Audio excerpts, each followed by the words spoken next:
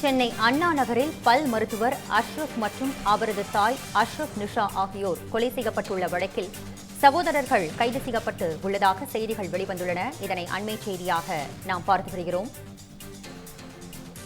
இது பற்றிய விரிவான தகவல்களை வழங்குவதற்காக நமது செய்தியாளர் வினோத் இணைகிறார். வினோத், இது குறித்த முழு விவரங்களையும் பதிவு பண்ணுங்கள். வணக்கம் நிவேதா.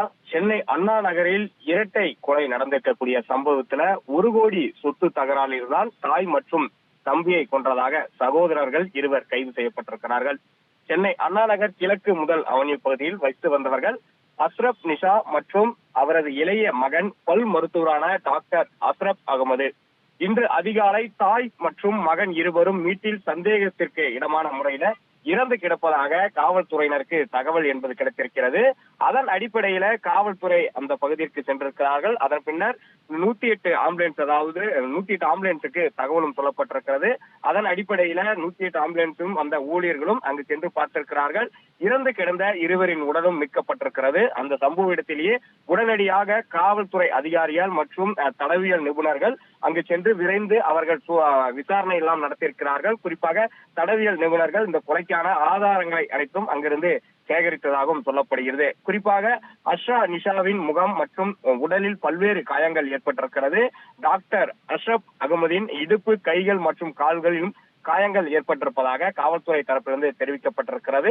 அதனை அடுத்துதான் அண்ணா நகர் உதவி ஆணையர் தலைமையில போலீசார் விசாரணையை துரிதப்படுத்தியிருந்தார்கள்.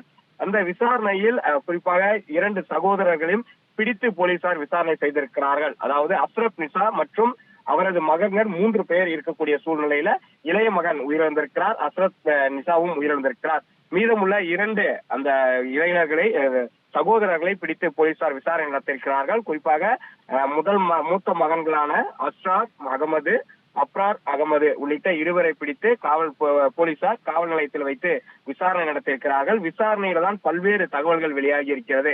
குறிப்பாக சுமார் 1 கோடி ரூபாய் மதிப்பிலான குடும்ப சொத்து விற்பனை செய்வதில் தொடர்ந்து குடும்பத்தில் நீண்ட நாட்களாக தகராறு இருந்து வந்ததாக கூறப்படுகிறது. அதன் அடிப்படையில பெற்ற தாயை மூத்த மகன்கள் இருவரும் சேர்ந்து இருவரை கொண்டிருப்பதும் விசாரணையில் தெரிய வந்திருக்கிறது. அது மட்டும் இல்லாமல் அஸ்ரார் அகமது மற்றும் அப்ரார் அகமது ஆகியோரை கைது செய்யப்பட்டு விசாரணை நடத்தி வரக்கூடிய நிலையில மேலும் அவர்களது மூத்த மகனின் மனைவி மற்றும் மகளையும் போலீசார் பிடித்து விசாரணை என்பதை நடத்தி வருகிறார்கள். குறிப்பாக சொத்து தகராறு விவகாரத்துல தொடர்ந்து தாய் மற்றும் சகோதரரை கொலை செய்திருக்கக்கூடிய சம்பவம் அப்பகுதியில் பெரும் பரபரப்பை ஏற்படுத்தியிருக்கிறது. சகோதரர்களிடம் போலீசார் தொடர் விசாரணையை மேற்கொண்டு வருகிறார்கள். உங்கள் விரிவான தகவல்களுக்கு நன்றி வினோத்.